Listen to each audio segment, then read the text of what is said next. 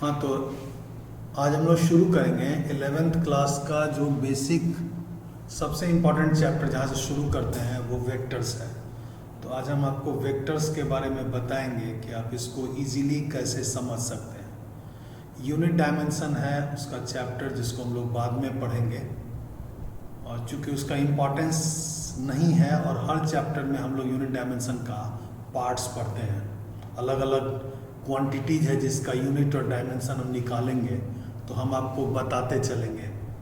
लेकिन किसी भी कंपटीशन के लिए या 11th के लिए हम लोग वेक्टर्स से शुरू करते हैं। वेक्टर्स का सवाल पूछता है, मैथ्स में भी है और फिजिक्स में भी है इसका अच्छा पोर्शन। वेक्टर्स के बारे में अगर हम कहें, जैसे आप देख रहे हैं स्क्रीन पर, a physical quantity is called vector. Vector एक सेलेक्ट ग्रुप है जो ऑर्डिनरी रूल्स ऑफ अलजेब्रा नहीं फॉलो करता है। जैसे अगर 3 और 5 वेक्टर है, मान लीजिए 3 न्यूटन है और 5 न्यूटन है, किसी बॉडी पर लग रहा है, तो 3 और 5 को हम 8 न्यूटन नहीं कह सकते हैं अगर ये वेक्टर है। 3 + 5 8 हो सकता है, 6 हो सकता है, 7 हो सकता है, 7.5 हो सकता है। तो वेक्टर एक सिलेक्ट ग्रुप है, एक स्पेशल टर्म है समझिए। तो वेक्टर जो क्वांटिटी होता है वो ऑर्डिनरी रूल्स ऑफ अलजेब्रा नहीं फॉलो करता है, ठीक है। तो हम लोग जैसे लिख रहे हैं, वेक्टर में 5 प्रॉपर्टी होना चाहिए तभी हम उसको वेक्टर कहेंगे, और अगर एक भी प्रॉपर्टी डिससेटिस्फाई होगा तो हम उसको वेक्टर नहीं करेंगे। जो प्रॉपर्टीज है वेक्टर का वो हम इसको अंडरलाइन किए हैं। जैसे आप देखिए, physical quantity is called vector if in addition to magnitude, vector में मैग्नीट्यूड होना चाहिए, एंड ए स्पेसिफाइड यूनिट, एक यूनिट नेम होना चाहिए वेक्टर में। It has following properties. क्या सब प्रॉपर्टी है? 2 तो का दिए, मैग्नीट्यूड है, स्पेसिफाइड यूनिट है। तीसरा क्या है? It has a specified direction. तो वेक्टर जैसा आप पढ़ते होंगे, हम लोग हिंदी में सदिश कहते हैं, जिसमें दिशा होता है, जिसमें डायरेक्शन होता है। तो वेक्टर में जैसे यहाँ डायरेक्शन दिया हुआ है, ऊपर है, नीचे है, ये डायरेक्शन है। तो स्पेसिफाइड डायरेक्शन होना चाहिए, एक मैग्नीट्यूड होना चाहिए। जैसे मान लीजिए अगर हम लिखेंगे कि 5 न्यूटन है, मान लीजिए हम अगर लिखते हैं कि 5 न्यूटन है, 5 न्यूटन है अगर, तो मैग्नीट्यूड है इसका 5, यूनिट है इसका न्यूटन, ये 2 चीज हो गया। तब इसको एक डायरेक्शन होना चाहिए, इसको एक डायरेक्शन होना चाहिए। तो जैसे ये वेक्टर है ऐसे, इसको डायरेक्शन होगा। तो तीसरा चीज हो गया कि डायरेक्शन होना चाहिए। चौथा चीज है, it follows special laws of vector addition. हम आपको पढ़ाएंगे इस लेक्चर में, पैरेललोग्राम लॉ होता है, ट्रायंगल लॉ होता है, पॉलीगॉन लॉ होता है, ये सब वेक्टर को जोड़ने का स्पेशल लॉज होता है। तो ये फॉलो करेगा special laws of vector addition.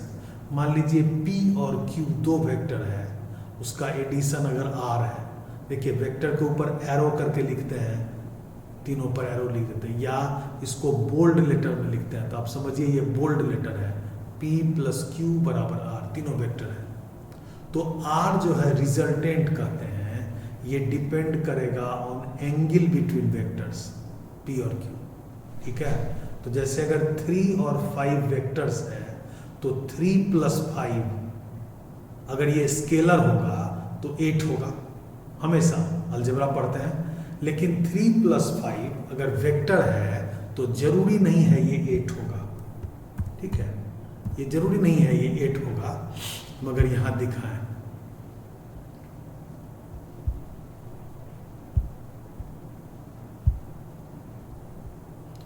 तो जैसे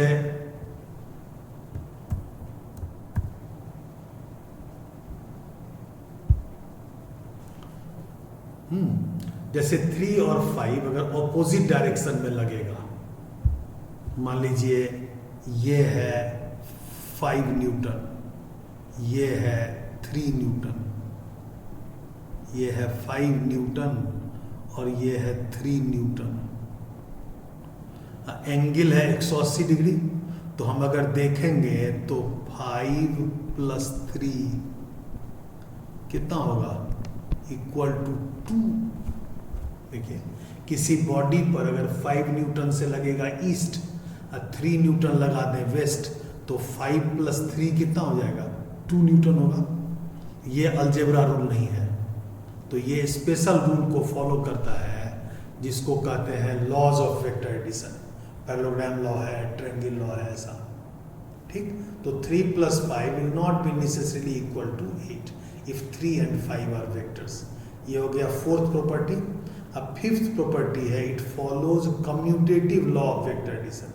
कम्यूट मतलब होता है अदला बदली करना, तो कम्यूटेटिव लॉ हो गया कि P + Q बराबर होगा Q + P। तो P vector plus Q vector बराबर होगा Q vector plus P vector.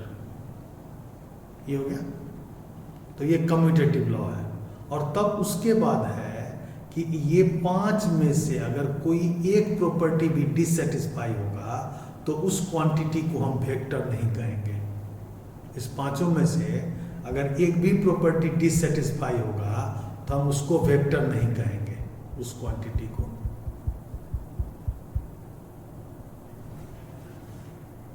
ठीक है, तो आप नीचे लिख सकते हैं इसमें, आप नीचे लिख सकते हैं इसमें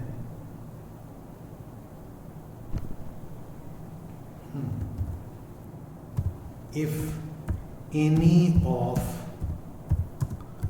these properties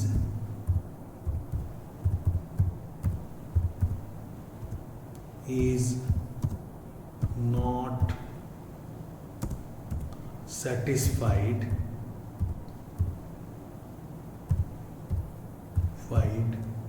then the physical quantity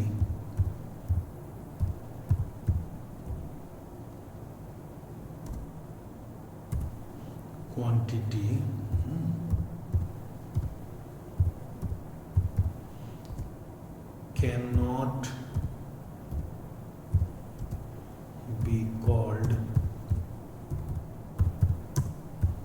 a vector।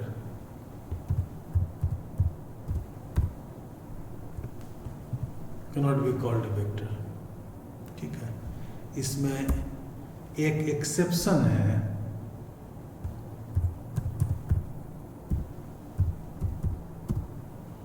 एक एक्सेप्शन है, मतलब जो नहीं फॉलो करता है इसको, उसको कहते हैं, इसको अलग से पढ़ाएंगे आपको, जीरो वेक्टर स्पेशल है, और नल वेक्टर जिसमें कुछ नहीं हो उसको कहते हैं नल वेक्टर। जैसे तो जीरो वेक्टर और नल वेक्टर, जीरो वेक्टर और नल वेक्टर, इसको हम अलग से पढ़ाएंगे आपको। तो यहां समझिए कि आप यहां मार्जिन लाइन ड्रॉ कर रहे हैं, आप इसको अलग से लिख सकते हैं इसके नीचे कि इस पांचों में से अगर कोई प्रॉपर्टी नहीं सेटिस्फाई होगा तो उसको हम वेक्टर नहीं कहेंगे, और वेक्टर नहीं कहेंगे तो क्या कहेंगे उसको, तब उसको हम स्केलर कहेंगे। अगर वेक्टर नहीं कहेंगे तो हम उसको स्केलर कहेंगे। वेक्टर का एग्जाम्पल, कुछ एग्जाम्पल तो आप पढ़े हुए हैं, डिस्प्लेसमेंट है, वेलोसिटी है, ठीक है, एक्सेलरेशन है, rate of change of velocity with respect to time, then force पढ़े हैं, मास इनटू एक्सेलरेशन, टॉर्क पढ़िएगा रोटेशनल में, मोमेंटम है।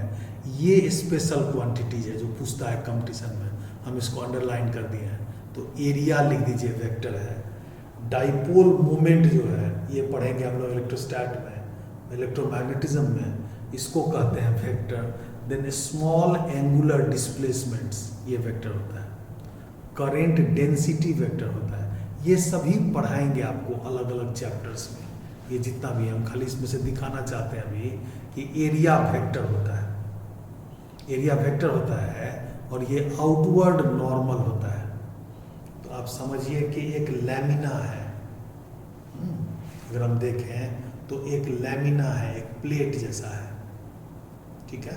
तो लैमिना में आउटवर्ड नॉर्मल क्या होगा, मान लीजिए कॉपी का पेज है ये, तो एक नॉर्मल होगा ऊपर, एक नॉर्मल होगा नीचे, तो इसको कहते हैं एरिया वेक्टर।